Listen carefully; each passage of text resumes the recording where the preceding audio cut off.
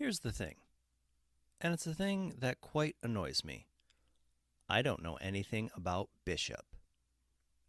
Sean Hastings, 2015.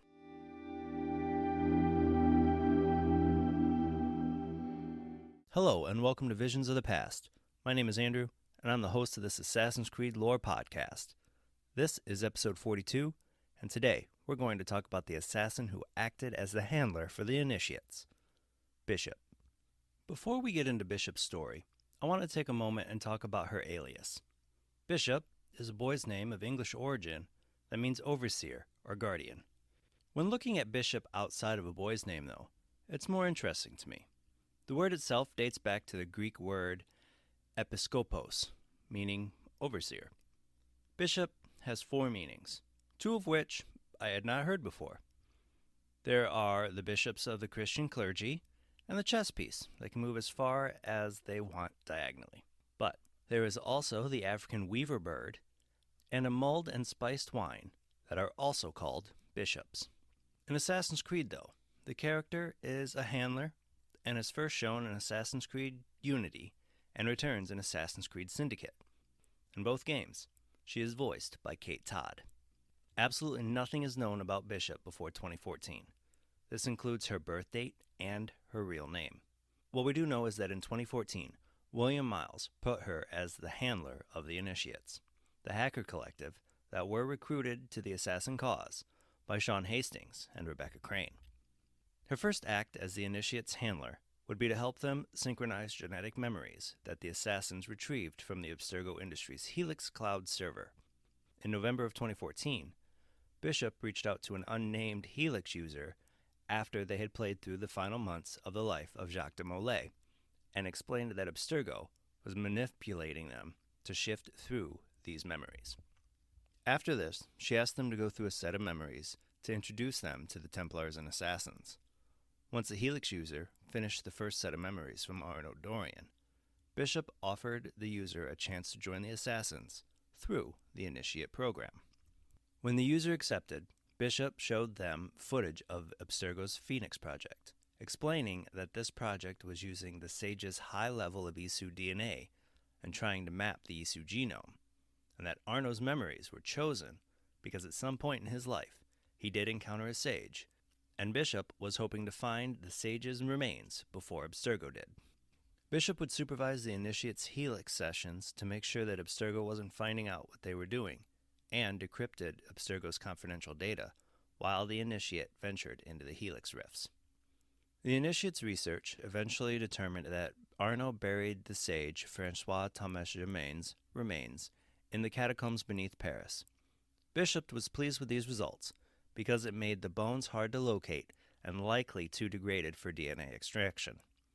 Bishop then requested that the user continue to search Arno's memories to gather more information that could help the assassins. Eventually, the Initiate found an additional sequence of memories where Bishop detected a glitch in the system that locked them out of the Helix data. Eventually, she stabilized the collection and allowed the Initiate to continue exploring Arno's memories, where they found out that Arno discovered an Apple of Eden under Franciade. In October 2015, Bishop sent Sean Hastings and Rebecca Crane to infiltrate Isabelle Ardant's office. Their mission? To find out what piece of Eden Abstergo was searching for. Bishop then reestablished contact with the Initiate that searched through Arno's memories, and tasked them to explore the memories of Jacob and Evie Fry, who both worked in Victoria-era London. While the Initiate started working on the memories, Sean and Rebecca decided to wait for Ardant to ambush her, though this did not make Bishop happy, because this was not part of the plan. It quickly went sideways, as Ardant called Otso Berg and Violet da Costa into the room to apprehend the assassins. Sean and Rebecca escaped, though, after detonating a pre-planted explosive. Bishop eventually checked in with Sean and Rebecca, expressing her relief that they were not harmed. Bishop also informed them that the Initiate identified the piece of Eden as a Shroud of Eden. Sean asked for reinforcements to deal with Berg and Sigma Team, and Bishop agreed, calling in Galina Voronina to reinforce them. The next time that Bishop checked in with the assassins, she asked Sean why he was pushing himself so hard. He explained how he was trying to live up to Desmond's example, which was tough, considering he died while saving the world. Galena then surprised Sean and Rebecca, reassuring them that they were safe. After that, Bishop sought out the initiates and stressed that they were relying on them to find the shroud's location. Eventually, the initiate confirmed the shroud was hidden under Buckingham Palace. Once the assassins arrived at the palace, a fight broke out between them and Sigma Team. During the scuffle, Rebecca was shot, but Violet was able to get the shroud and remove it from the area. After the assassins fled the battle, Bishop patched in a camera feed to the initiate, showing exactly what Violet did with the shroud. Bishop later passed a directive from William Miles to all assassins, ordering them to locate Alvarero Grammatica's lab. She also told the initiates to continue going through the memories of Evie Fry and to maintain the link to the Helix servers. In December 2015, after the initiate was able to sync Evie's memories of the 1888 Autumn of Terror, Bishop gave another directive from William.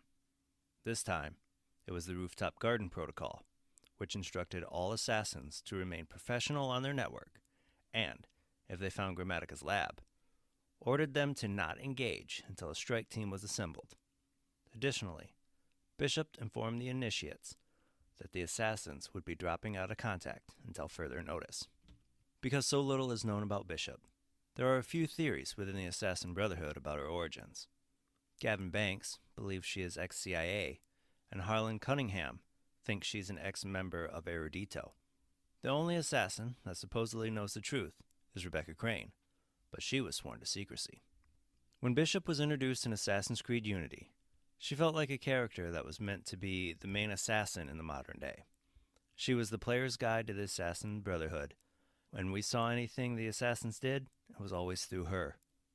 After we saw the workings of Abstergo Entertainment and Assassin's Creed 4 Black Flag and Assassin's Creed Rogue, it felt like she was driving the modern-day story.